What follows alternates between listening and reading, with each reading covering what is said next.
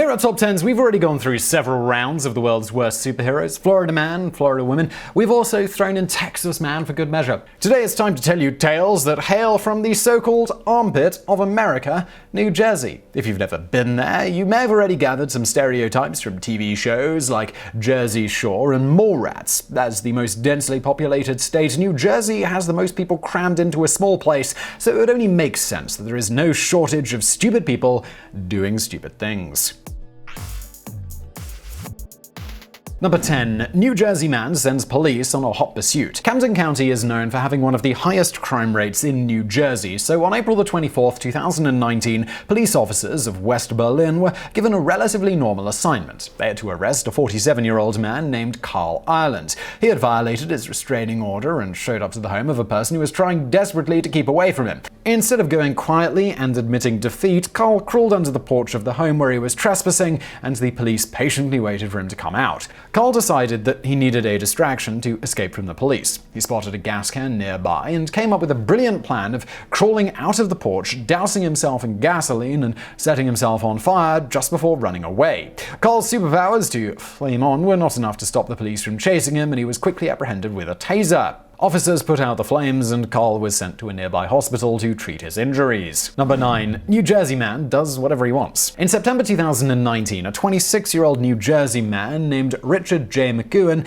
decided to have his own version of Ferris Bueller's Day Off, where he was going to do whatever he wanted. He started by going to Donald Trump's golf course in Bedminster, New Jersey. Richard stole one of the golf carts and did donuts on the lawn, causing over $20,000 in damages to the president's property. He was arrested, but eventually released. Instead of choosing to lay low and keep out of trouble, Richard immediately traveled to Taylor Swift's mansion in Westerly, Rhode Island. The home had recently gone on the market for $18.9 million, so its address had been made public. After breaking a window to get inside, Richard removed his shoes before entering the home because, well, he apparently wanted to be polite. Swift was not home, so he just walked around and admired her amazing taste in home furnishings until the police arrived. Number 8. New Jersey man unleashes citizen's worst nightmare. In February 2019, a young man wearing a hoodie was filmed walking into a Newark McDonald's holding a giant white rat in a plastic container. Once he was inside the restaurant, he unleashed the chubby rodent before rushing outside. The rat barely moved, but its presence still sent crowds of people screaming and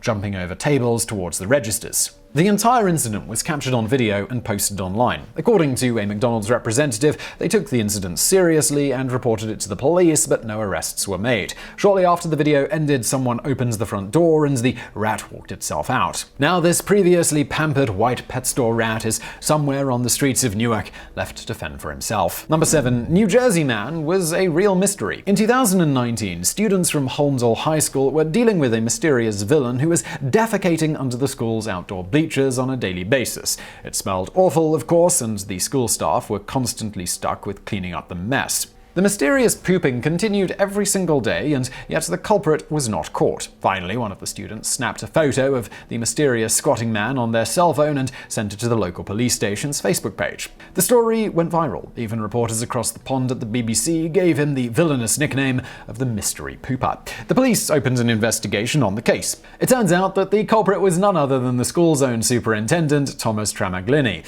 Tramaglini had a routine of getting his daily workout by running around the track at 5 a.m. and then squatting under the bleachers to relieve himself. There were several outdoor toilets available, and he lived just 3 miles from the school, yet he continued to do this every day, day after day, to a school that was paying him $150,000 a year. A police officer finally witnessed him in the act and arrested him immediately after. When he appeared in court, his lawyer tried to claim that Tramaglini had a condition known as runner's diarrhea. Sure he does. Number 6. New Jersey man is hopping mad. Every spring, malls across America hire people to wear Easter Bunny costumes so that small children can pose for photos with the mythical creature. In 2016, a 22-year-old named Kasim Charles was the unfortunate soul stuck with the job of sweating inside the costume at the Newport Mall in Jersey City. One of the parents at the mall began to harass Kasim while he was in the costume. According to witnesses, the father attacked the Easter Bunny first, and he finally had enough of the abuse. He took off his bunny head and gloves and began beating the customer. More security had to pull them apart, and the children nearby were likely traumatized, and both men were arrested for aggravated assault. This wasn't the end of Easter Bunny-related incidents for New Jersey, though. 3 years later, the Easter Bunny was in yet another fight, but this time in Orlando, Florida.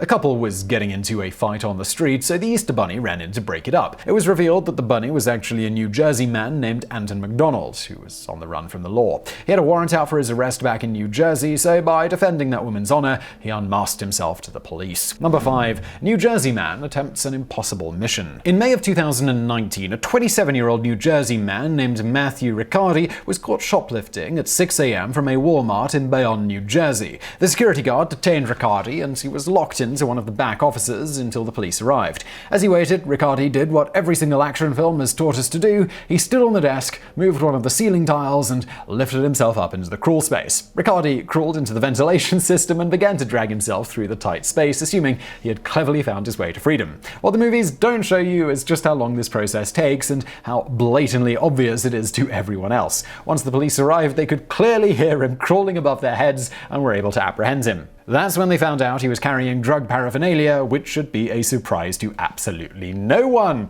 The biggest lesson you can learn from this is that you should not believe everything you see in movies.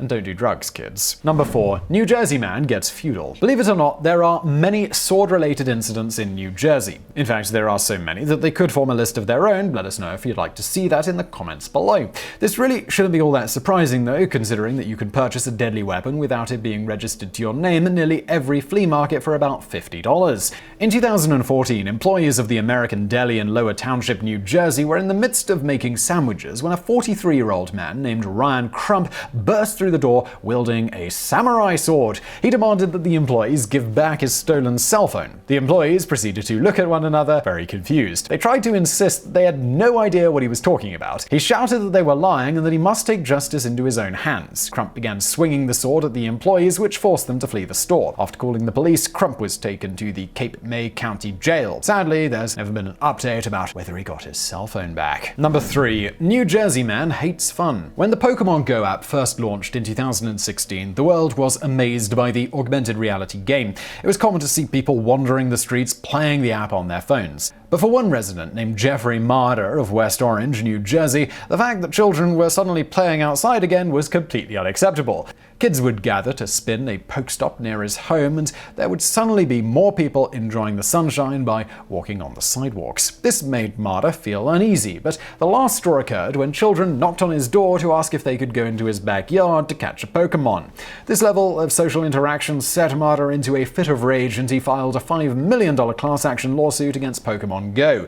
He claimed that the game was ruining his life and that it encouraged children to trespass on private property. Apparently, the only thing that could soothe this pain was Sweet Sweet Benjamins. Of course, as time went on, the initial craze of the game died down and fewer people were still playing Pokemon Go. Marder decided to finally drop the lawsuit in 2017. Number 2. New Jersey man takes on a new name. On June 1, 2019, an unidentified New Jersey man set up a live stream on his cell phone while at a Dunkin' Donuts in South Brunswick. The man then proceeded to film himself stealing donuts while the employees simply stood and watched. He jumped over the counter, grabbed some donuts, and then danced in front of the camera as he ate his free food. The man gave himself the moniker of the Donut Desperado. According to the police, he had pulled this exact same stunt multiple times before. Even though there were plenty of witnesses and he is clearly visible in the video, the Middlesex County Police have no idea how to find him. They asked people to come forward with any information, but he has yet to be caught. Only time will tell if the Donut Desperado will strike again and continue his life of crime and, well, probably diabetes. Number 1. New Jersey man turns out to be a bear. Every superhero needs a sidekick, and what could be more American than having a bear on New Jersey man's side? In 2014, residents reported spotting a black bear strolling around on 2 feet in a neighborhood in Rockaway. At first, local police assumed that it was a man in a bear costume playing a prank because they had never heard of a bear walking around on 2 feet before. After several people recorded video footage of the bear, it became clear that it was actually a real animal. This bear was just politely walking down sidewalks just like everyone else, presumably thinking, "Nothing to see here, fellow humans."